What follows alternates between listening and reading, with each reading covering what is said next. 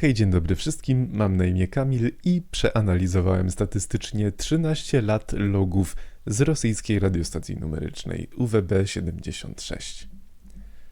Kiedy myślimy o radiu, to najczęściej mamy przed oczyma ten dobrze znany nam wizerunek speakera, który mówi coś tam o pogodzie, o polityce, wymienia się jakimiś tam śmiesznostkami z drugim speakerem, a w międzyczasie puszczają jakieś hity nieśmiertelne lat 80., 90. To jest radio, które znamy najlepiej, czyli radio, które się mieści, konkretniej mówiąc, w pewnym zakresie częstotliwości. Bo każde radio nadaje na jakiejś określonej częstotliwości i w przypadku większości świata to jest częstotliwość od 88 do 108 MHz. Trzeba się tylko nastroić na odpowiednią częstotliwość. To jest zaznaczone tutaj akurat w naszej tabeleczce jako FM broadcast, a więc transmisja FM. Te konkretnie częstotliwości mają parę pewnych wspólnych cech. Po pierwsze, to radio, które my znamy, jest radiem stabilnym, bardzo dobrze znanym każdemu, które ma jakąś koncesję albo licencję na nadawanie. Jest jedynie taki jeden pewien szkopuł, że żeby można było je słyszeć wszędzie, to takie fale nie rozprzestrzeniają się pięknie po całym świecie. Potrzeba jest troszeczkę nadajników rozsianych po całym na przykład kraju, w naszym przypadku, żeby móc usłyszeć pewne radio. Natomiast poza tym radiem FM, o którym ciągle opowiadam, są jeszcze różne inne częstotliwości. I na przykład do takich częstotliwości należą fale krótkie, bo te z radia FM to były fale ultrakrótkie, natomiast tutaj mamy również fale krótkie. I to jest troszeczkę inny świat. To jest świat, można powiedzieć, nieokiełznany, który służy nie do końca do samego odbioru informacji, ale do komunikacji, do utrzymywania łączności. No i również jest taki bardziej specjalistyczny. Korzysta z niego na przykład oczywiście krótkofalowiec, tak jak tutaj mamy na zdjęciu, który posiada swoją aparaturę. Korzysta z niego wojsko, statki, no i na przykład czasami, jeżeli potrafimy z czegoś takiego korzystać, trafiamy na różne transmisje, jak na przykład o taką tutaj.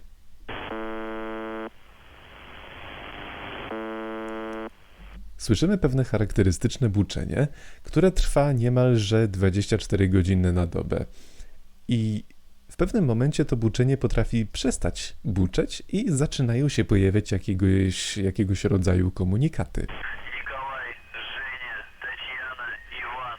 Николай, Женя, Татьяна, Иван. 82, 890. A więc jak słyszycie, są to komunikaty, które zawierają różnego rodzaju litery, czasami cyfry, czasami pewnego rodzaju całe słowa i gratuluję Wam, właśnie poznaliście swoją pierwszą radiostację numeryczną, czyli radiostację, która zamiast podawać jakichś tam określonych hitów lat 80., podaje z kolei pewne komunikaty. I to, co usłyszeliście, to jest jedna z najbardziej znanych, tajnych radiostacji numerycznych, jeżeli można to tak nazwać, UWB76. To jest nieoficjalna, ponieważ taką nazwę akurat podali fani radia krótkofalowego, których jest cała społeczność i którzy się interesują tym tematem. W Polsce to jest po prostu brzęczyk, po angielsku można poznaleźć takie nazwy jak The Buzzer albo The Rammer, a po rosyjsku, w którym to był przekaz, również żużałka. O UWB76 czasami słyszy się w różnych kontekstach, w prasie na przykład. No i najczęściej jak sobie tak spojrzymy, to nie są to najmądrzejsze nagłówki, które się pokazują, kiedy mówimy o UWB76, ponieważ te nagłówki najczęściej dotyczą po prostu clickbaitów, oddziaływania negatywnego na emocje, sprowokowania czytelnika do tego, żeby się przeraził. Wystarczy sobie zwrócić uwagę na to, co mamy tu napisane. Tajemnicza stacja UWB76 znów nadaje, była aktywna dzień przed atakiem na Ukrainę. To musi budzić niepokój. Przerażającymi literkami napisane. Inne, niepokojące sygnały z Rosji. Radiostacja nuklearna nadała 2 komunikaty. Rosja nadaje w eterze stare techniki szpiegowskie wciąż w grze. Albo tutaj mój ulubiony, przerażający sygnał z serca Rosji. Dziwaczne widmo ukrywa sam Putin. Rzeczywiście mogą to być nagłówki, które dosyć mocno oddziaływują na człowieka i prawdopodobnie można by było się tym przerazić, gdyby nie fakt, że poza UWB76 istnieją jeszcze inne takie radiostacje, o których się nie mówi niemal wcale z jakiegoś powodu w prasie czy w innych artykułach, jak na przykład The Pip, The Squeaky Wheel, Katok 65, Baron 78. To są również nazwy, które nadali różnego rodzaju fani krótkofalarstwa. No tylko, że jak ja sobie wpiszę The Squeaky Wheel w wyszukiwarkę, to nagle się okazuje, że tam nie ma zupełnie nic. Ale dlaczego? Przecież to jest radiostacja numeryczna, która działa w identyczny sposób jak UWB76.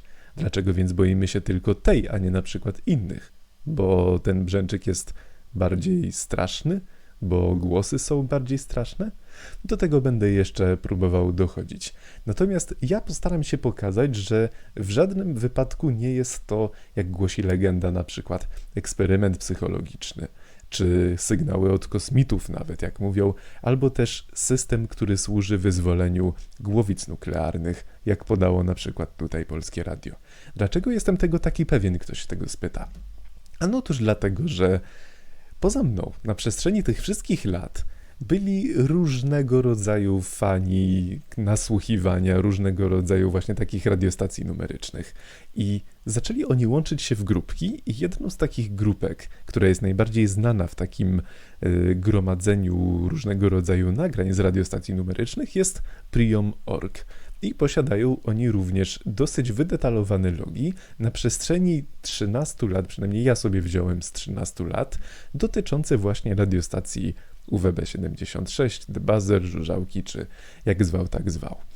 Zostały tam zgromadzone tych logów dosyć sporo przez te lata i z jakiegoś powodu nikt się nie podjął porządnej analizy statystycznej tych logów. A więc chciałem sobie zobaczyć, czy może istnieją jakieś interesujące schematy nadawania, które można by było zobaczyć po prostu analizując to prosto statystycznie, nie odkodowując samych komunikatów, ale zastanawiając się, czy może być tam coś, co przynajmniej przekona ludzi, a więc was, że nie jest to nic szczególnego, czego by się należało bać. A wyniki? No, są całkiem interesujące. Więc jeżeli jesteście ciekawi, zapraszam do dalszego oglądania.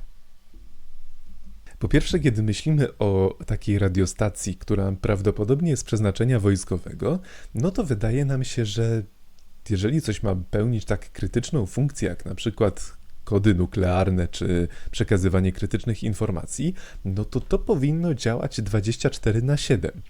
I powinno to znaleźć odwzorowanie również w jakimś wykresie godzinowym, że ta radiostacja będzie mniej więcej tyle samo komunikatów podawała w różnych momentach czasu, niezależnie od tego, jaki to będzie moment czasu. Tymczasem, jak się spojrzy na statystyki, no nie jest to 24/7.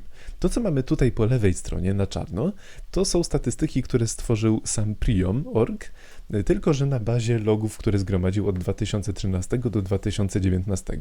Widać tutaj pewne charakterystyczne rzeczy, które się powtarzają również w moich statystykach. Moje statystyki są na bazie troszeczkę szerszej bazy czasu, które zostały właśnie sprawdzone. No i można mniej więcej zobaczyć, że są one podobne. Jest szczyt między godziną 12 a 14, dajmy na to, w którym transmituje się najwięcej. No i też całkiem dużo jest, tak powiedzmy, od 9 do 11. Natomiast w późnym wieczorem czy nocą to tak naprawdę już się mało co transmituje, a większość tych transmisji jest, no dajmy od 6 do 18, czyli jest to praca biurowa w gruncie rzeczy. Postanowiłem sobie sprawdzić, jak wygląda sytuacja z transmitowaniem przez UWB76 tych komunikatów w trakcie tygodnia. No i co się okazało? Również okazała się bardzo ciekawa rzecz. Szczyt jest w piątek oraz całkiem dużo się transmituje również we wtorek. Natomiast prawie w ogóle nie transmituje się w niedzielę. I tutaj w tym momencie już zaczęło mi coś świtać, że to musi być przecież jakiegoś rodzaju praca biurowa. Człowiek, który wchodzi sobie tak powiedzmy o 6 do roboty, zaczyna ogarniać te depesze, które mu tam zeszły powiedzmy, kiedy wszedł do pracy, zaczyna to kodować, wysyła to ze szczytem powiedzmy 9-11, chwila przerwy i jeszcze wysyła od 12 do 14 jak najwięcej, stara się dopchnąć, żeby zdążyć przed obiadem. Taka była moja przynajmniej hipoteza, która się dosyć, wydaje mi się, potwierdza, kiedy się spojrzy na dni. Ponieważ zobaczmy, co my tutaj mamy. Mamy poniedziałek, nie ma tutaj wiele tych depesz. To zostaje dopiero, zgaduję, że w jakiś sposób mielone i sprowadzane do postaci zakodowanej. We wtorek mamy tutaj nagły wzlot. To by oznaczało, że one już zostały przekodowane i wszystkie zostały wysłane. Potem już we środę i w czwartek dalej pracujemy. W czwartek jest tego nieco więcej. No i osiągamy znowu szczyt w piątek. Wysyłamy. Dlaczego? Żeby zdążyć przed weekendem, żeby na weekend już roboty nie było. I faktycznie w sobotę już się mniej transmituje, a w niedzielę to już w ogóle. Co jest jeszcze interesujące? Mamy sobie tutaj taką tabeleczkę, którą sobie wziąłem właśnie ze strony priom.org, która pokazuje, w jakich momentach, w jakich konkretnie dniach są poszczególne święta tam państwowe, narodowe w Rosji. I chciałem sprawdzić, czy ta radiostacja funkcjonuje w święta. Bo gdyby nie funkcjonowała, no to bym miał elegancki dowód, że no jednak coś jest na rzeczy, że tam po prostu pracują normalnie ludzie. Natomiast stwierdziłem, że jednak 13 lat to może być troszeczkę mało, żeby sprawdzić każdy poszczególny dzień. Wpadłem na inny pomysł, przeanalizowałem miesiące, w jakich miesiącach co się transmituje. No i okazało się, że jest pewien okres, w którym się transmituje znacznie mniej niż w pozostałym. No i nie zgadniecie w jakim. Od maja do sierpnia. Od maja do sierpnia się transmituje o wiele mniej niż w innych miesiącach. Dlaczego tak się dzieje? A ponieważ biorą sobie urlopy. Biorą urlopy na maj i na lato. Dlaczego na maj? Jeżeli ktoś nie jest zorientowany, maj to jest w Rosji miesiąc majówek. I to, jak się okazuje, dosyć długich majówek, które potrafią sięgnąć nawet 10 czy tam 12 dni. Nie jestem sam do końca zorientowany, ale wystarczy sobie zobaczyć na te święta. Mamy 1 maja, mamy 5 maja, który jest dniem Wielkiej Nocy, i mamy 9 maja, tu tak było zapisane, 9 maja, Dzień Zwycięstwa. Jedno z najważniejszych świąt, które w Rosji są. I te wszystkie święta potrafią im się łączyć w takie majówki, że aż im zazdroszczę. I to widać na statystykach. To widać na statystykach, które pokazują, że jest najmniej tych wiadomości w maju i również czerwiec, lipiec, sierpień jest tego zdecydowanie mniej niż w pozostałych miejscach. Czy słyszeliście o jakiejś radiostacji nuklearnej krytycznego przeznaczenia, która sobie bierze takie urlopy i która sobie chce zdążyć przed weekendem? No ja przynajmniej nie słyszałem i mi się to tak nie kojarzy. Oczywiście ktoś mógłby teraz powiedzieć, no dobra, ale skoro taki cwaniaczek jesteś, no to przecież zobacz, tutaj również się transmitują jakieś rzeczy w nocy i no jednak coś tam jest transmitowane, więc chyba to jednak nie jest tak, że do końca jest to całkowicie praca biurowa. Postanowiłem sprawdzić zatem, co takiego się transmituje w nocy, no ale szczerze mówiąc, z samych słów i z samych cyferek, jakie tam istnieją, no to ciężko cokolwiek oczywiście rozszyfrować. Natomiast znalazłem coś troszeczkę innego, to znaczy zauważyłem, że o 3:00 w nocy jest dosyć duża liczba komunikatów, które mają w sobie dosyć długie sekwencje tych znaków, poszczególnych ciągów znaków. Spróbowałem sobie to w jakiś sposób rozplanować procentowo, no i okazało się, że faktycznie o 3:00 w nocy jest dosyć duży odsetek procentowy tego, czy są tam jakieś długie komunikaty. Ktoś powie, aha, no to tutaj już to mamy. Ale tak naprawdę prawda jest troszeczkę prostsza. Fale krótkie, tak jak nie pamiętam, czy to powiedziałem, ale mają tę właściwość, że się odbijają od jonosfery i sobie przechodzą idealnie nawet na cały świat. Więc to, co jest transmitowane, może być słyszane nawet na całym świecie, o ile są dobre warunki. I w momencie, kiedy jest 3:00 rano, eter jest najczystszy i jest największa szansa na to, że będzie tam, że jakiś komunikat będzie bez problemu nadany. Więc w takim wypadku nie dziwi, że być może zebrały się jakieś informacje, które wcale nie są krytyczne, bo gdyby były krytyczne, to by musiały zostać podane od razu, tylko zostały zebrane w pewne skupiska i o 3:00 w nocy zostały po prostu nadane komuś. Komu? No, do tego jeszcze spróbujemy przynajmniej dotrzeć. Inny za to argument, który chciałbym przytoczyć na to, że ta radiostacja jest bardzo ludzka w gruncie rzeczy, to są dwa argumenty. Po pierwsze, infrastruktura. infrastruktura, która ma więcej wspólnego ze złomem niż z rzeczywistą infrastrukturą. Dlaczego jestem tego taki pewien? Ponieważ jedna z jednostek musiała być dosyć szybko ewakuowana. Kto jest w świecie UWB-76, to pewnie wie, o czym mowa. Ja nie będę tutaj zdradzał konkretnie, ale to można dosyć łatwo wyszukać. I Urban Explorerzy, którzy byli zaciekawieni, co tam takiego się znajdowało, postanowili sobie po prostu wejść do tej bazy i obfotografować to, co się tam znajdowało. Przejrzałem sobie te zdjęcia i jedno z tych zdjęć, które mnie szczególnie tam zainteresowało, to było to, które widzicie po lewej. Zdzielono w SSSR 1958 rok. Czyli to jest jakaś aparatura, jakaś tam infrastruktura, która pamięta czasy, jak sobie sprawdziłem, jeszcze Nikity Chruszczowa. Więc bardzo ciekawe znalezisko i ta infrastruktura, która jest dosyć stara, demonstruje się w różnego rodzaju błędach, które się zdarzają. Do tych błędów należą m.in. tutaj ktoś bardzo ładnie z kanału, niech no zobaczę tylko, co to za kanał SRB. Kanał SRB bardzo ładnie z wszystkie te różne dziwactwa, które UWB-76, jak to nazwał, pokazał przez cały ten czas, zebrał w jedno i najczęściej są to dziwactwa związane z tym, że po prostu ta infrastruktura nie domagała. Na przykład, że zepsuł się brzęczyk, albo że zaczął brzęczeć jakoś inaczej, że zostały tam zamiast tego normalnego brzęczyka jakieś inne markery podane. Albo również czasami się nakładały na siebie te różne brzęczyki, ponieważ tak jak mówiłem, jest The Pip i The Squeaky Wheel na przykład, które należą do tej samej części rosyjskiego systemu, i one się czasami nakładały właśnie na siebie, albo nawet były słyszalne w eterze rozmowy telefoniczne między najprawdopodobniej operatorami tej radiostacji. No i to jest właśnie taka pewna ciekawostka. Jeżeli chcecie, to odsyłam was do tego filmiku. Druga sprawa jest natomiast taka, że sami speakerzy popełniają błędy.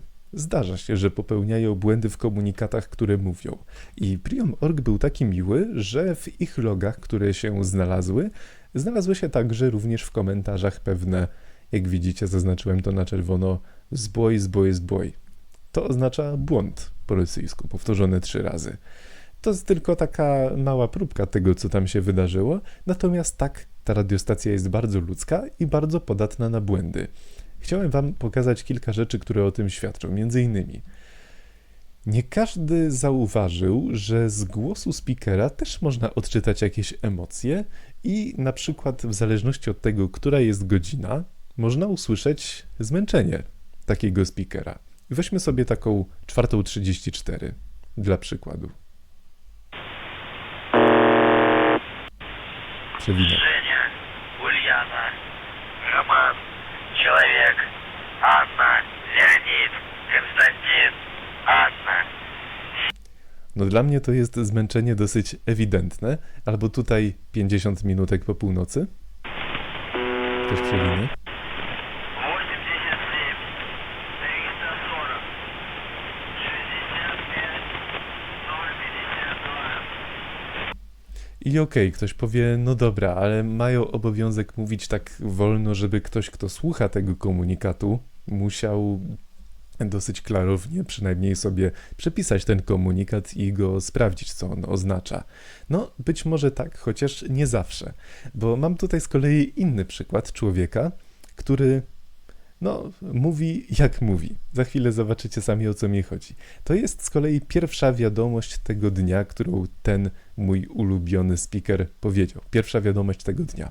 Николай, Василий, Федор, 28, 368, Григорий, Ульяна, Семен, Татьяна, Ольга, Василий. No dobra, więc to była taka pierwsza wiadomość tego dnia, a teraz ten sam speaker, który musi przeczytać 6. wiadomość już tego samego dnia. Zobaczcie, jak się to zmienia. Анна, Николай, Василий, Федор, Анна, Николай, Василий, Федор. A tutaj ogólnie to już podam w całości. 29, 534, Анна, Роман, Юрий, Константин, Ольга, Человек, Анна, Елена, Константин, 33, 65, 80, 41, прием. No i tutaj mamy do czynienia z czymś całkiem interesującym, ponieważ po pierwsze, ten człowiek tak się spieszy, że ciężko byłoby to przetranskrybować w czasie rzeczywistym. Przynajmniej tak mi się wydaje. Po drugie, tak się spieszy, że ta ostatnia cyfra, którą normalnie mówi się, jak pewnie zauważyliście, po dwie, czyli na przykład 33, 33, 82, no i teraz też powinno być dwucyfrowa, ale mówimy Tatien. I teraz ciężko stwierdzić, co miał na myśli ten człowiek, ponieważ nie dość, że nie powtarza tego komunikatu, co znaczyłoby, że akurat ta wiadomość jest o bardzo niskim stopniu krytyczności, to nie może być nic pilnego, to oznaczałoby, że nic się nie stanie, jeżeli to nawet nie dotrze do końca do tego człowieka, który ma słuchać tego. Posłuchajmy sobie tego jeszcze raz. Анна, Елена, Константин, 33, 65, 80, 41, прием. No i na samym końcu można było usłyszeć coś, co, jak mi się wydaje, było odłożeniem mikrofonu albo kliknięciem jakiegoś systemu push to talk, przynajmniej.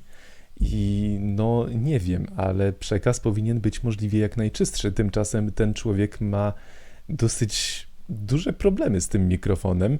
W tym nagraniu akurat jest bardzo dobrze słyszalny ten mikrofon.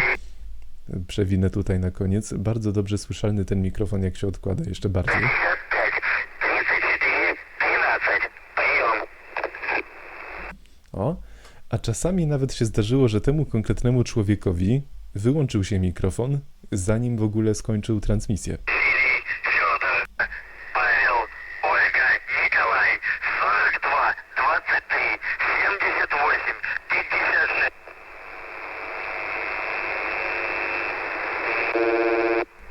A więc słyszeliście sami. 53 i tutaj urwało coś.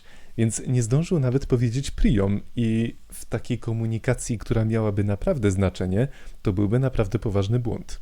Dlaczego? Ponieważ priom oznacza przyjąłem, koniec z mojej strony to wszystko. A jeżeli tego koniec z mojej strony nie ma, no to w takim wypadku jest to dosyć duża szansa na to, że ktoś nie skończył, a ta druga osoba by nie mogła odpowiedzieć. Więc to jest kolejny taki dowód na to, że jeżeli faktycznie coś tam się miało być przekazywane, no to nie mogło tam być nic krytycznego. Ten człowiek czasem tak się spieszy, że popełnia sam zbój, co może być usłyszane tu. 784, Зинаида, Анна, Николай. Сбой. No ale zostawmy może tego konkretnego speakera już na sam koniec, ponieważ zdarza się, że no to jest mój osobisty faworyt. To jest mój osobisty akurat faworyt, najszybszy zbój, jaki chyba był w historii UWB 76.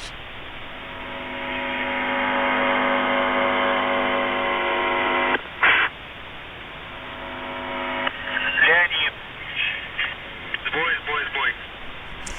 Сбой. No tak się czasami zdarza.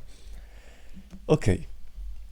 No i w takim razie mamy tutaj już dosyć dobre statystyki, które mówią o tym, że jest to podatny na błędy system, bo jest obsługiwany po prostu przez ludzi, a nie przez jakiś skomputerowany system. Jedno, co chciałem jeszcze szczególnego, może wydawać się interesującego powiedzieć, to jest to, że pewne słowo, które muszą powiedzieć speakerzy, no z pewnym słowem ci ludzie mają dosyć mocny problem, ponieważ jest pewne słowo diapauza i jakkolwiek te słowa z reguły, no powiedzmy, że nie powtarzają się jakoś bardzo często, czasami się powtarzają w okresie, jak się tak spojrzy na logi od 2011 do 2024, no ale z tym słowem mają jakiś problem, ponieważ 6 października 2011, diapauza, ktoś powiedział w tych cyferkach zamiast 15 powiedział 70. 2 lata później już powiedział w porządku ktoś.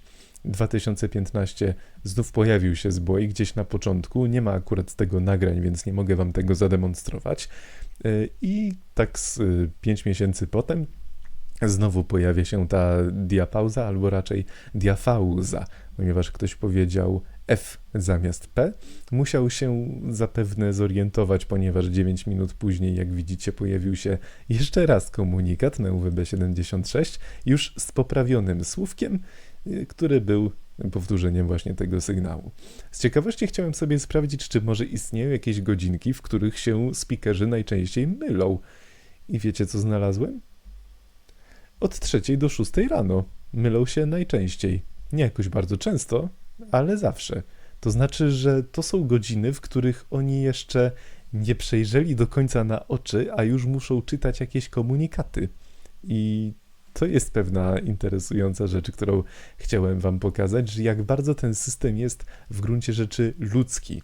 I te błędy się pojawiają i nie będę ukrywał, że ja sam też jestem idealny, ponieważ jak już mówimy o błędach, to chciałem wspomnieć o całym łańcuchu, który może sprawić, że ta analiza, o której mówię, może być mniej lub bardziej podatna na błędy. Po pierwsze, błąd od dowództwa, który powiedzmy, no tak zakładamy, że od dowództwa, bo jeszcze nie wiemy, kto to transmituje, ale zakładamy, że błąd od dowództwa, czy od szyfranta, który to sobie właśnie wydaje jakiś komunikat.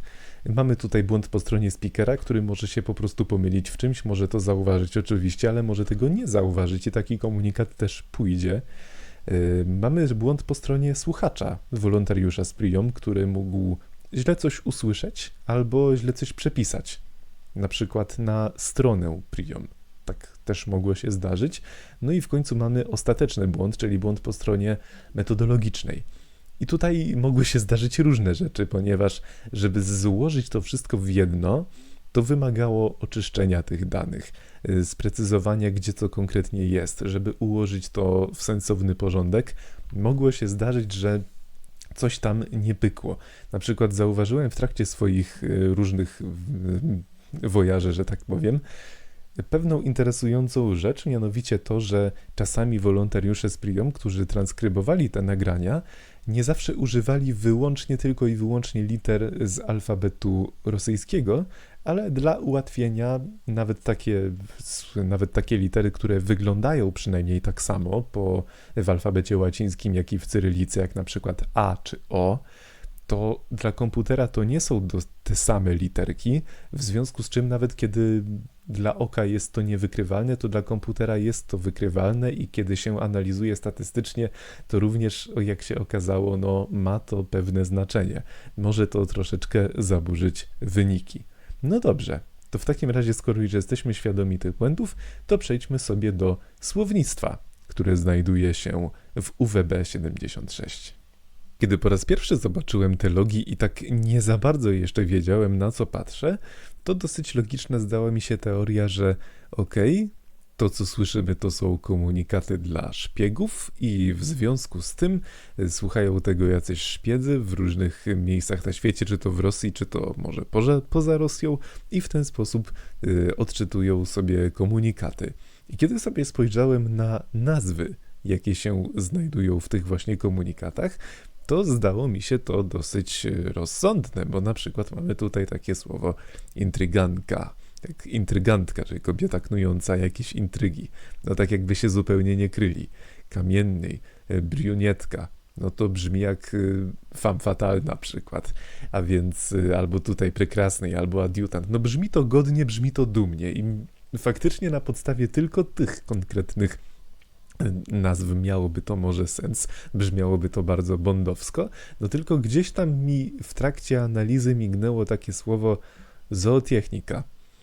No pomyślałem, no okej, może mają różne te kryptonimy, ale gdzieś potem mignęło mi jeszcze inne słowo, zoomagazin.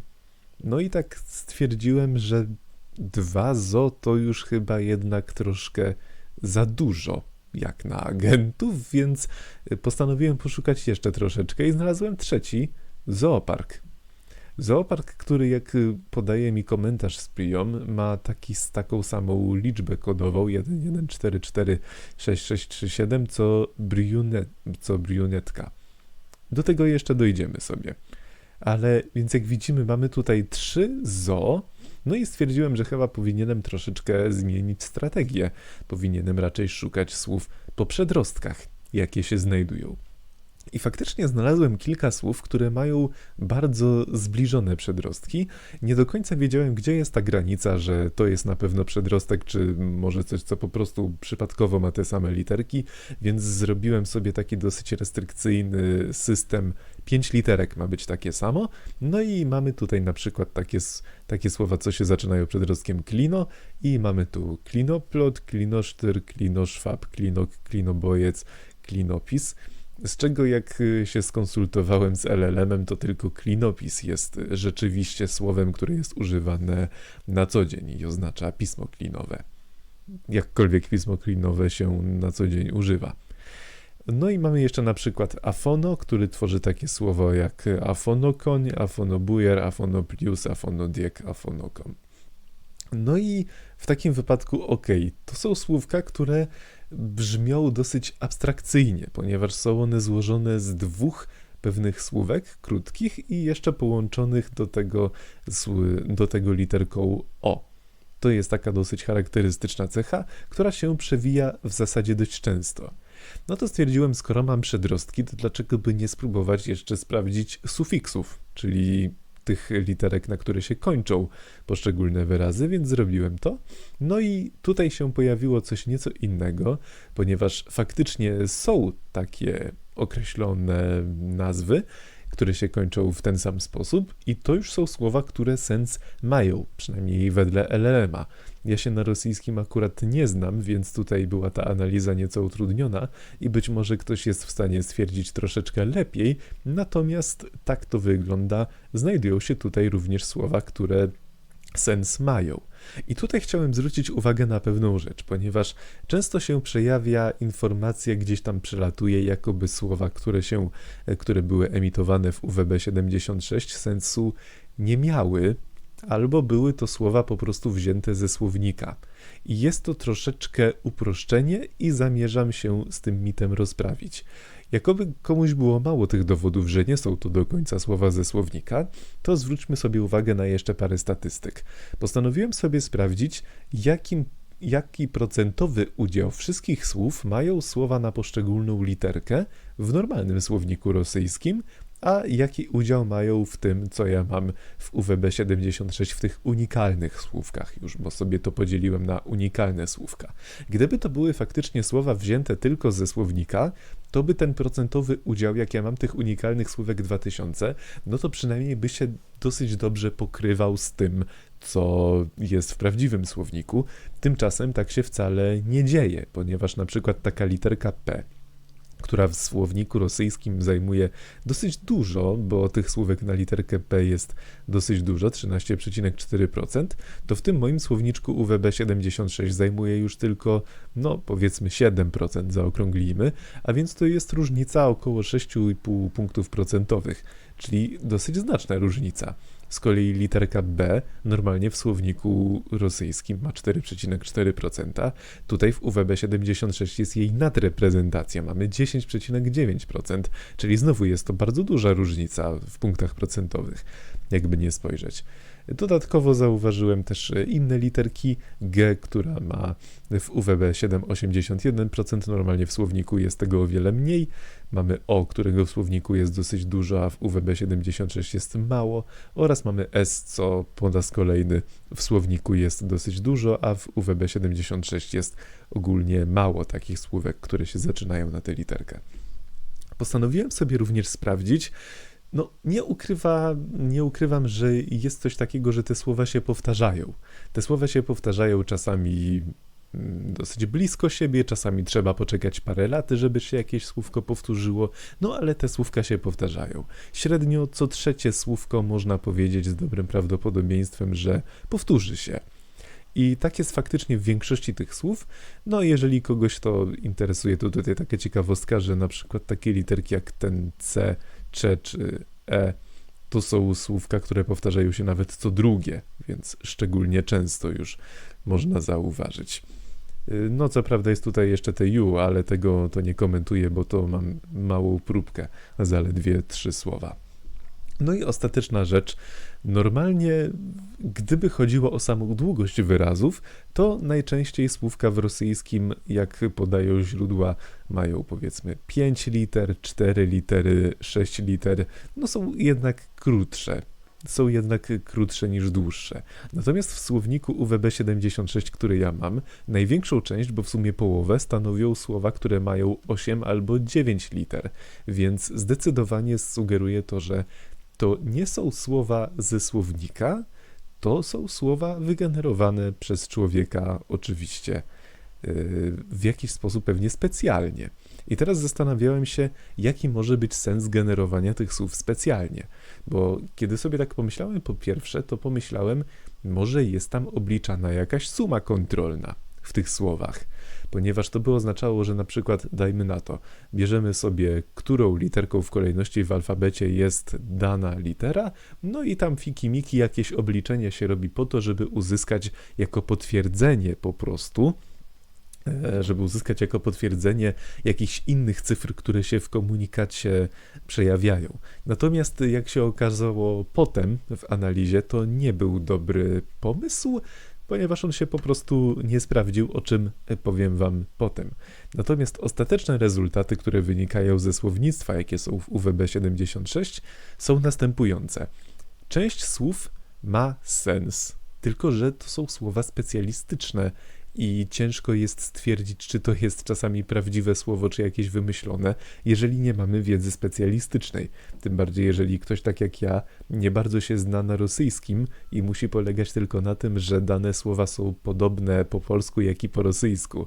Bo mamy tutaj na przykład gektograf, czyli hektograf. Czyli takie urządzenie, które służy do duplikowania zdjęć czy tekstu, takie jeszcze zanim kserokopiarki wynaleźli. Mamy Abchaz, czyli znowu taka kraina geograficzna, jest takie państwo nieuznawane Abchazja, które akurat Rosja uznaje.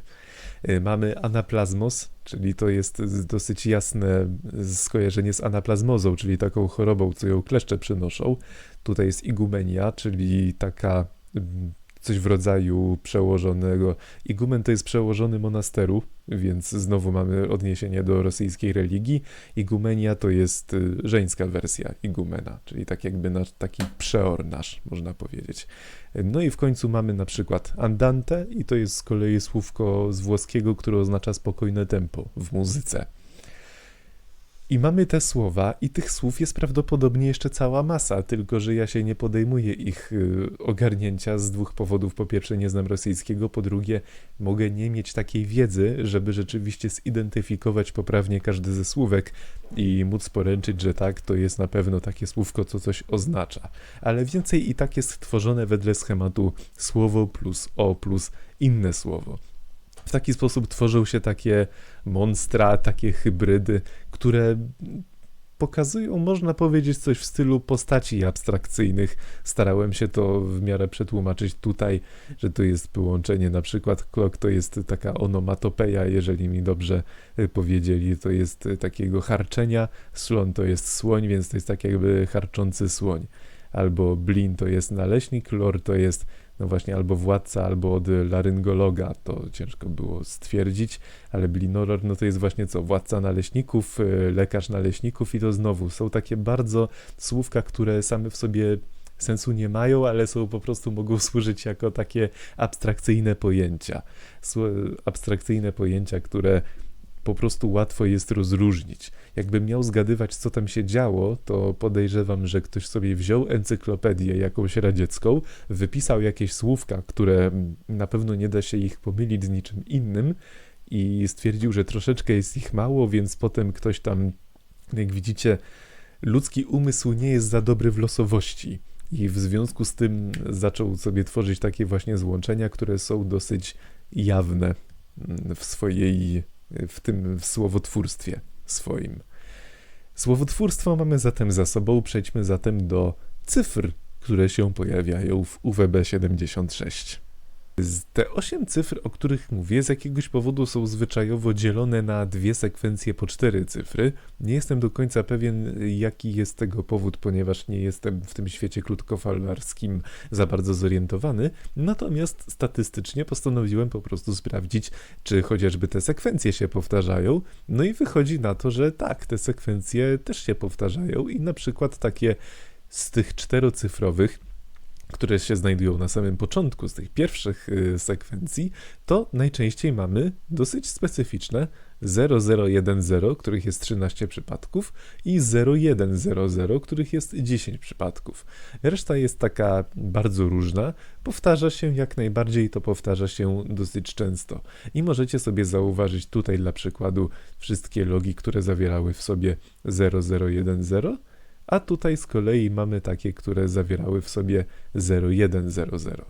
I co jest interesujące, każdy z tych logów ma dwa słówka i dwie sekwencje, podczas gdy bardzo wiele tych poszczególnych komunikatów ma zaledwie jedno słówko i jedną sekwencję ośmiocyfrową. Więc to jest coś niewątpliwie wartego odnotowania. Natomiast wzięliśmy sobie oczywiście te sekwencje, które miały w pierwszych 4 cyferkach jakieś określone cyferki, natomiast co z tymi, które mają w drugiej sekwencji pewne określone cyferki? No i tutaj już się zaczęło robić dosyć interesująco. Wziąłem sobie na warsztat to, co było najpopularniejsze, czyli 2048, 4497 oraz 1919, bo te się powtarzały najczęściej. No i zobaczcie sobie, co my tutaj mamy. Dosłownie taką samą sekwencję, nie tylko tych 2048, ale również z tymi konkretnymi cyferkami łączą się dosłownie niemal takie same sekwencje, które są w pierwszej sekwencji. Tutaj mamy na przykład dosłownie identyczną sekwencję 87, 30, 20, 48 i ma to Burokarp, ma to Dominion i ma to Krach. Tutaj się troszeczkę wymyka temu ten krugokoń, ale no okej, niech tam sobie będzie. To jest coś interesującego. Dalej, jak sobie zajrzymy, 4497, 4497 również łączy się z niemal takim samą sekwencją 8926. I mamy tutaj m.in. Fantolum, Fantogliat. Zwróćcie uwagę, że to są dwa słówka, które mają fanto jako przedrostek. Mamy tutaj ten liardotów i mamy tutaj za to też Fangoliat z kolei. I teraz ciężko mi stwierdzić, czy Fangoliat i na przykład Fantogliat to są dwa różne słowa, czy to znowu jest błąd. To jest czasami ciężko mi rozróżnić, no ale powiedzmy, że to są jednak dwa różne słowa, powiedzmy. No i tutaj jeszcze dosłownie z tym samym kodem Zuidotjern. Mamy tutaj również laskowość, który ma co prawda inną sekwencję 0262, który jest przed tym 4497. Tutaj mamy znowu 0262, ale tutaj za to jest 0264. No i tutaj znowu ciężko stwierdzić, czy to była jakaś pomyłka, czy może są to jakieś dwie bardzo podobne cyferki, które znaczą coś konkretnego, bo tego akurat bardzo ciężko jest stwierdzić. No i ostatnie, co chciałem pokazać, to jest to, co się znajduje w drugiej sekwencji 1919. No i tutaj po raz kolejny jest Kliejkowina, która ma 7918 jeszcze przed tym, ale mamy również Fantast. Po raz pierwszy, po raz drugi, po raz trzeci. Fantast z tym samym dosłownie kodem. Inna sprawa, kupon, którym łączy się z 1919 taką cyferką 2775. Następnie mamy i tutaj znowu ciekawostka Sputopałk, który został poprawiony z kolei 2 dni później na Spudopałk, więc tutaj już musiał zajść po raz kolejny błąd, co też pokazuje, jak bardzo jest ta analiza podatna na różnego rodzaju błędy, no ale tutaj znowu mamy po raz kolejny Spudopałk. No i teraz postanowiłem się temu przyjrzeć troszeczkę bardziej, bo chciałem dostrzec, czy jest tutaj jakaś logika może w tym. I jedyne, co mi się udało dostrzec, to, że Jak pewnie zauważyliście, tutaj się znajdują również takie znaki, które są zwane call signami, czyli znakami wywoławczymi. Do nich sobie jeszcze dotrę, natomiast te konkretne znaki zmieniały się w pewnym okresie czasu. Przeważnie były transmitowane komunikaty, które miały przeważnie któryś z tych konkretnych ciągów literek transmitowane. No i jak się okazało, między 31 grudnia 2020 a 1 stycznia 2021 zmienił się ten znak z ANWF na ten NZTI. No i to pewnie nie będzie czymś mega zaskakującym dla tych ludzi, którzy znają UWB76, ponieważ do tego już doszliśmy. Natomiast wraz z tą zmianą zmieniły się również właśnie te słowa. Czyli to, co było kuponem w 2016, od 2021-2024 to był nagle spudopałk, ponieważ ma ten sam kod, który się znajduje tutaj i tutaj. 2016 była klejkowina, potem Fantast był. Kolejne, Zuidotjern i tutaj znowu jest granica 2023-2024. Zuidotjern zmienił się w ten Fantoglia, Triliardotów i ten Fantolum, który był tam, który wam pokazywałem. Był Krach i znowu od 2021 zmienił się na Burokarp i Dominion. No i w końcu to, co wam mówiłem, że do czego dojdę, ta brюnetka, która się znalazła w kilku slajdach przed nami, zmieniła się w Zoopark, ale nie tylko w Zoopark, ale też Bezglawie i Podrezanie. I wynika na to, że te słowa nie są wcale istotne. Te słowa zostały zmienione wraz z książką kodową, która musi tam być w UWB76. Niektórzy mówili, że UWB76 stosuje szyfr z kluczem jednorazowym i to była dosyć racjonalna interpretacja, ponieważ to by oznaczało, że każdy komunikat jest szyfrowany w jakiś tam zawsze inny sposób, no i w takim wypadku uniemożliwiałoby to odkodowanie tego. Natomiast jak tak sobie spojrzymy, ile razy to się powtarza, to w życiu nie może być szyfr jednorazowy, bo to byłby najgorszy szyfr jednorazowy na świecie. I gdyby faktycznie były tam jakieś zaszyfrowane szyfrem jednorazowym komunikaty, no to one już dawno pewnie by zostały odkodowane. Więc z tego momentu sądzę, że wraz ze zmianą książki kodowej, która gdzieś tam musi być, zmieniły się po prostu jakieś tam etykietki, że te nazwy to są tylko etykietki, natomiast prawdziwa wartość się znajduje właśnie w tych liczbach, których, no, ciężko stwierdzić, co one znaczą, ale przynajmniej już co do jednego możemy być pewni. Zauważyłem też, kiedy tworzyłem dla was ten plik Excelowy, ponieważ ten mój roboczy to tam straszny jest bałagan, a chciałem zachować jednak czystość przekazu, chciałem dla was znaleźć tę brюнетkę. Natomiast nie mogłem jej znaleźć, bo nie znałem rosyjskiego i coś mi tam po prostu nie grało, jak próbowałem tego wyszukać. I z tego powodu zauważyłem, w zasadzie przez przypadek, że były dwie. Była w jednym momencie brюнетка, a w innym momencie była brюнетка, tylko znowu brюнетка była w 2016, a brюнетка od 2021, która współdzieliła swój kod razem z etykietką narucznej. To by oznaczało, że doszło do jakiegoś recyklingu kodów, można by powiedzieć. No, taka interesująca sprawa. Wydaje mi się, że całkiem może to coś powiedzieć. Powiedziałem tutaj o tych kodach 8-cyfrowych, natomiast zostały nam jeszcze inne rzeczy, tak jak kody 5-cyfrowe. No i teraz, kiedy się ich podejmowałem, żeby sprawdzić, czy coś tam się powtarzało, no to stwierdziłem, no dobra, jak te 8-cyfrowe się powtarzały, no to te 5-cyfrowe tym bardziej muszą się powtarzać, bo jest mniejsza liczba różnych kombinacji, ile można zawrzeć w 5 cyferkach, niż w 8 cyferkach. A tutaj się okazało, że wcale nie do końca tak było. I tylko niektóre się wyróżniały tym, że jest ich faktycznie troszkę więcej. Mianowicie to są właśnie te, które widzicie tutaj. 73749, pewna interesująca zależność, on się powtórzył, ale w bardzo szybkim czasie od siebie. To znaczy tutaj mamy 4 kwietnia, a tutaj mamy 5 kwietnia, a więc dosłownie dzień między sobą. Bardzo podobnie tutaj 54174, 29 maja, ok, mamy tutaj ten Udinostier, ale jest też 2 czerwca, Czyli to jest różnica 4 dni w zasadzie. 4 dni, a przypomnę, że są logi z 13 lat, więc to jest prawie w sumie nic. Dalej, 1 grudnia, 30 listopada znowu dzień różnicy. No tutaj akurat w tym przypadku nie ma takiego jakiegoś, nie znalazłem czegoś, co by sugerowało jakiś mocny blisko siebie wiadomości, które zostały wyemitowane. Natomiast tutaj z kolei to był technicznie rzecz biorąc błąd, ponieważ ktoś z wolontariuszy przypadkiem dodał log z krach 87 30 20 48 podwójnie. Natomiast nawet mimo tego błędu pozwoliło to zobaczyć, że również i tutaj znajdują się komunikaty, które zostały wydane dosłownie dzień po sobie. Co to oznacza? No, dla mnie sprawa jest dosyć jasna. Wygląda na to, jakby to były numery identyfikacyjne tych poszczególnych komunikatów i w związku z tym one są przydzielane za każdym razem, kiedy się pojawi jakiś komunikat. Natomiast w teorii, chociaż to powinny być unikalne liczby, to one wcale takie unikalne nie są.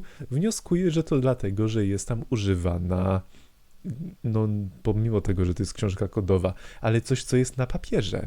To nie może być skomputeryzowane do końca. Bo jeżeli to się potrafi powtarzać w tak krótkim odstępie czasu, no to albo to należy do tej samej dosłownie z jakiegoś powodu depeszy, ale to by nie miało do końca sensu, no albo to jest błąd, który wynika z tego, że ktoś nie skreślił jakiejś liczby wtedy, kiedy była tego potrzeba i to widać w tym momencie. I tak nie ma tych powtórzeń jakoś bardzo dużo, no ale być może to właśnie potwierdza tę teorię. No i ostatnia sprawa, którą chciałem poruszyć, no bo mieliśmy już słowa, mieliśmy już sekwencje 8-cyfrowe cyfr, mieliśmy sekwencje 5-cyfrowe, no ale teraz zostały nam coś, co teoretycznie miało wyjaśnienie i być może dlatego zaciemniło trochę przekaz. Może to być nieco kontrowersyjne to, co powiem, ale wydaje mi się przynajmniej logiczne. Otóż te literki, które mamy tutaj, 4-literowe sekwencje, to są, jak podaje na przykład Wikipedia, call signs, czyli znaki wywoławcze.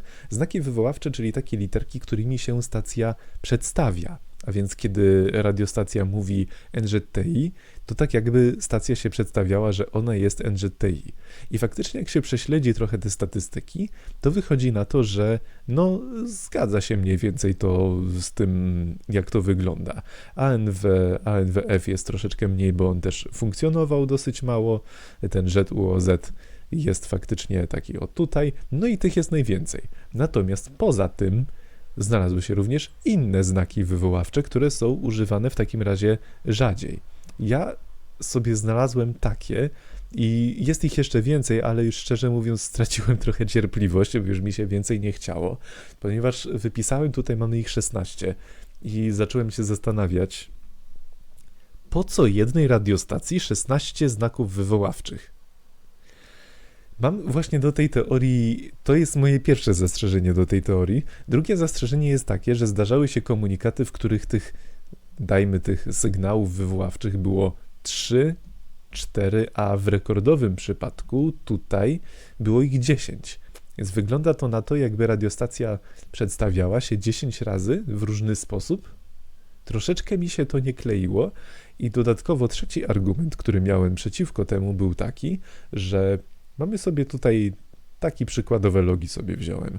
Mamy tutaj wiadomość z 8:14, przedstawia się radiostacja jako NZTI, potem godzinkę później mamy już przedstawienie jako CZAP i 3 minutki dosłownie po tym znowu mamy NZTI. Po co radiostacja miałaby zmieniać swój znak wywoławczy? Po co miałoby się przedstawiać inaczej w tak krótkim odstępie czasu? No, troszeczkę zaczęło mi to bardzo mocno niepokoić mnie ta sprawa i zacząłem sobie porównywać, że może to wcale nie są znaki wywoławcze stacji, tylko jednostki, do której ma pójść komunikat. Chciałem sobie to jakoś sprawdzić i zobaczyłem przynajmniej godzinki, w jakich są transmitowane poszczególne te znaki. No i co się tutaj okazało? Późna noc, późna wieczór, to są w większości, jak zauważycie tutaj na czerwono wam zaznaczyłem, to są te albo główne, w większości te główne znaki 4-cyfrowe, które bardzo dobrze każdy zna, albo ewentualnie jakieś sekwencje, które się nam zbiły w jedno. A więc to jest dosyć ciekawe, I kiedy sobie przeanalizowałem jeszcze, jak wyglądają godzinki takich innych komunikatów, w których zostały emitowane poszczególne czteroliterowe znaki, no to mamy tutaj na przykład ODWR, no i kiedy to było emitowane? Od 8 do 17. CŻAP, znowu tutaj przewinę, od 7 do 16. No tutaj mamy ten WŻCH taki troszeczkę inny, bo mamy tutaj od 4:15 do 17:45, no to do 18 nawet dajmy na to. No ale z kolei LNR4 od 6:50, czyli tak no, od 7 do 15 powiedzmy na to.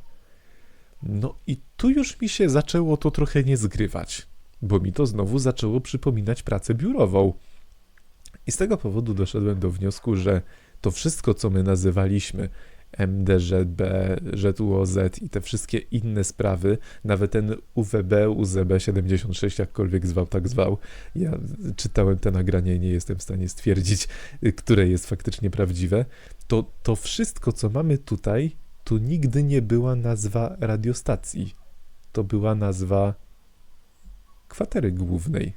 Centrali, która była przez 24/7 otwarta i która nasłuchiwała komunikatów różnego rodzaju. I tutaj przedstawiam Wam mój osobisty, nie wiem jak duży to ma sens, ale jednak model komunikacji, jak to teoretycznie może wyglądać. Mamy sobie różnego rodzaju znaki, które oznaczają poszczególne działy administracji wojskowej, więc mogą to być, zgaduję, finanse, logistyka, transport, jakieś tam inne rzeczy i powiedzmy, że mają one obowiązek dawać sobie jakieś meldunki, mają obowiązek podawać jakieś komunikaty. Więc powiedzmy, że takie finanse dają komunikat zaszyfrowany, albo może jest on szyfrowany dopiero w tym momencie na poziomie radiostacji. Nie jestem do końca pewien, jak to, no bo to mogą być różne teorie. Natomiast idzie sobie komunikat taki i jakiś oficer czy ktokolwiek, kto jest odpowiedzialny za działanie tych radiostacji, tym kanałem 4625 kHz, który my uznajemy za UWB76, dodaje ten numer identyfikacyjny depeszy i dodaje również to, do kogo ma być skierowana ta konkretna depesza i w związku z tym, kiedy tylko wszyscy słyszą NZTI, bo każdy może tego posłuchać, to czy to jakieś HR-y, czy transport, czy logistyka, mówi, to nie jest do mnie, ja nie słucham. Natomiast taka właśnie centrala, jakaś głównodowodząca, chciałaby wiedzieć wszystko i potrzebuje dużo informacji. Więc w związku z tym bierze sobie, no właśnie, wysyła się do niej jak najwięcej komunikatów. I dlatego sądzę, że te wszystkie nazwy, łącznie z tym UWB76, to nie były nigdy nazwy radiostacji, tylko jakiejś konkretnej, jakiejś centralnej jednostki administracyjnej, która w tym wojsku rosyjskim jest. I poza tymi radiostacjami wydaje się nagle logiczne, że posiadają oni jakąś inną linię, z pomocą której się kontaktują. Więc mamy sobie tutaj, zaznaczyłem to w taki sposób, powiedzmy linia telefoniczna, zauważają, że ten komunikat, który został wydany, to był jednak nieprawidłowy i kontaktują się nawzajem, to miał być sputopałk, a nie, to jednak spudopałk. I w ten sposób następuje jakaś tam weryfikacja gdzieś na linii tego, co się transmituje. Nie wiem, po raz kolejny mówię, nie wiem, co oznaczają poszczególne komunikaty, natomiast nie mogą to być komunikaty krytyczne.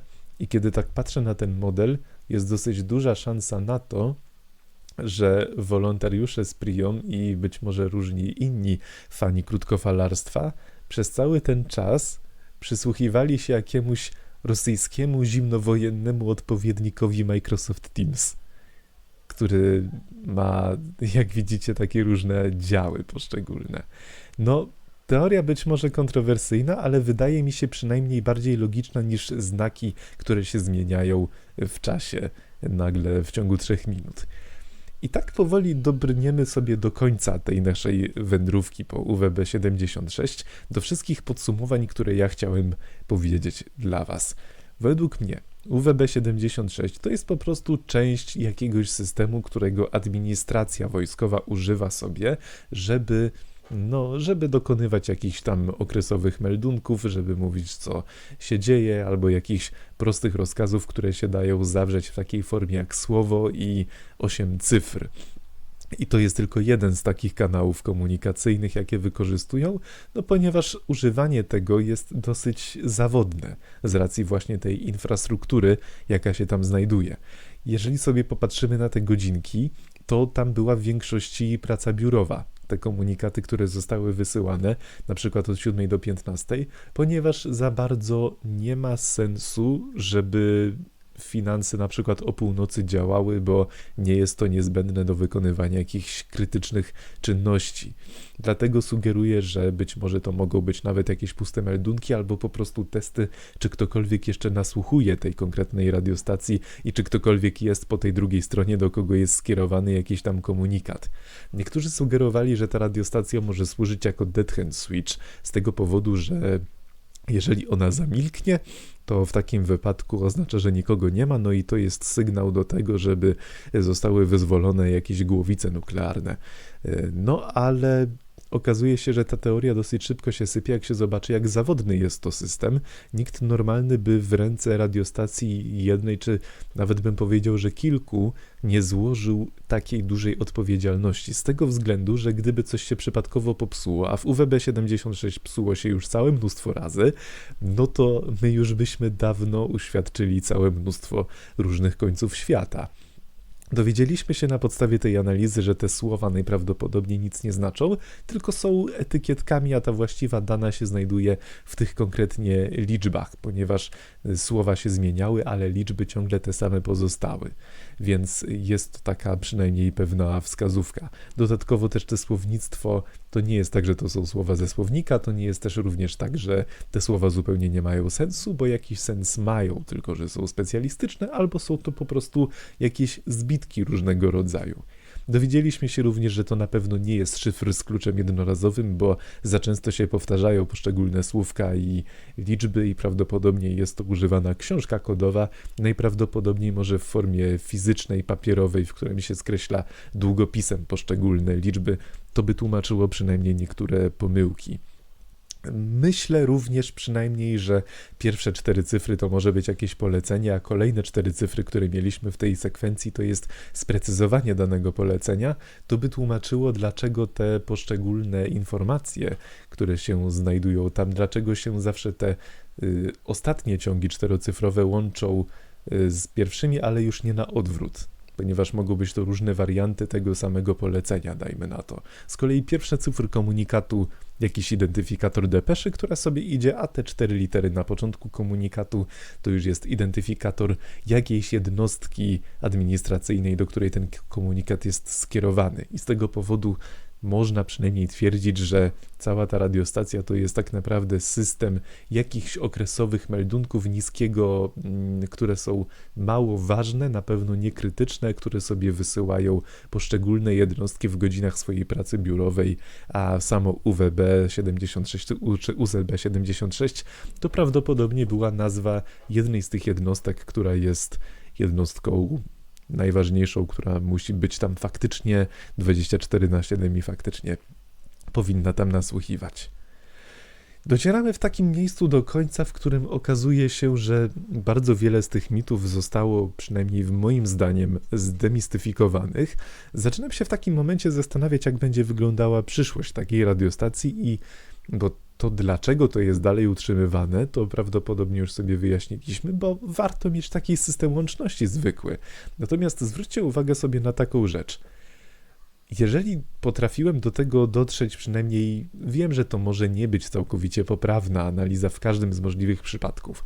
Natomiast jeżeli ja, amator, który ma Excela akurat i który miał trochę wolnego, doszedł do takich wniosków, no to podejrzewam, że prawdziwy wywiad wojskowy, jakiś tam amerykański czy natowski, to który posiada faktycznie te logi na pewno o wiele lepsze niż takie partyzanckie z prią, jak ja tutaj miałem i którzy faktycznie się tym na co dzień zajmują, no to oni już pewnie dawno rozpracowali tych ludzi, że oni już o wiele szybciej zdołali sobie poznać, no nie wiem, co oni na śniadanie jedzą. To pewnie już jest do tego stopnia taka znajomość i oni muszą wiedzieć, że są spaleni, ci tam w radiostacji UWB76.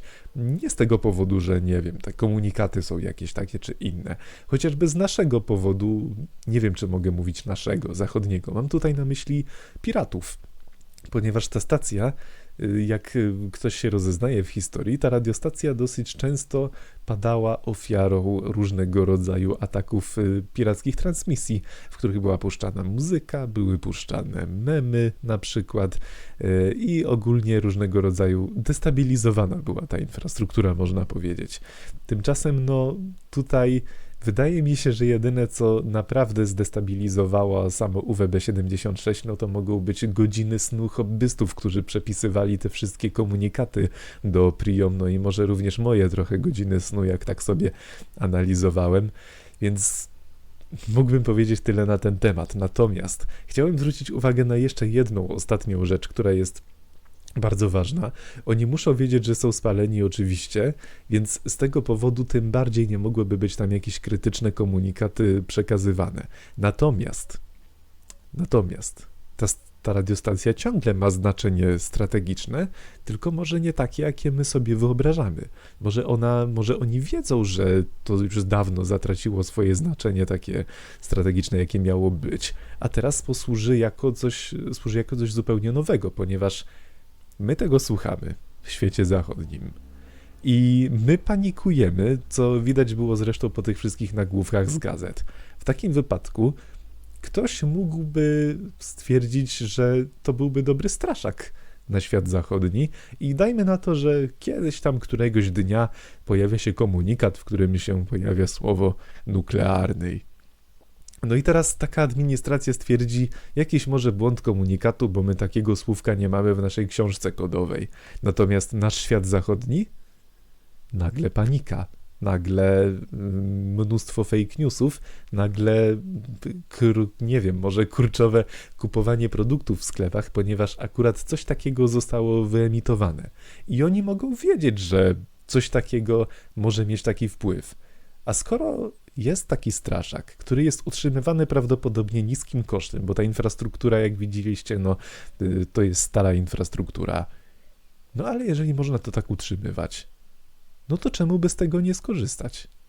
Więc podejrzewam, że poza faktem, że tak, ta radiostacja pewnie służy do okresowych testów łączności, tak, pewnie są tam transmitowane jakieś komunikaty, które pozwalają administracji wojskowej działać w tych godzinach biurowych przynajmniej, to może to być po prostu straszak na świat zachodni. I być może jest to całkiem interesująca teoria. Wydaje mi się dosyć prawdopodobna mi osobiście, ale jestem ciekawy również tego, co wy sądzicie o UWB76, co sądzicie o analizie statystycznej, która została przeze mnie wykonana i jak wy sami osobiście widzicie całą tę kwestię. Dlatego bardzo wam dziękuję za całe te nasze spotkanie. Mam nadzieję, że podobało wam się próba rozbicia tego, co tam się w UWB76 może znajdować. Przypominam, że cała ta analiza została skonstruowana wyłącznie na podstawie tego, co znalazło się na stronie priom.org. Dziękuję wszystkim wolontariuszom i przypominam, że całość miała charakter wyłącznie edukacyjny. Nie namawiam do destabilizowania infrastruktury krytycznej, co jest karalne. Nie namawiam do działania na rzecz szpiegostwa również, ani tym bardziej dekodowania przekazów, które się tam znajdowały dla naszego wspólnego bezpieczeństwa i dla etyki naszej badawczej. Bardzo dziękuję i priom.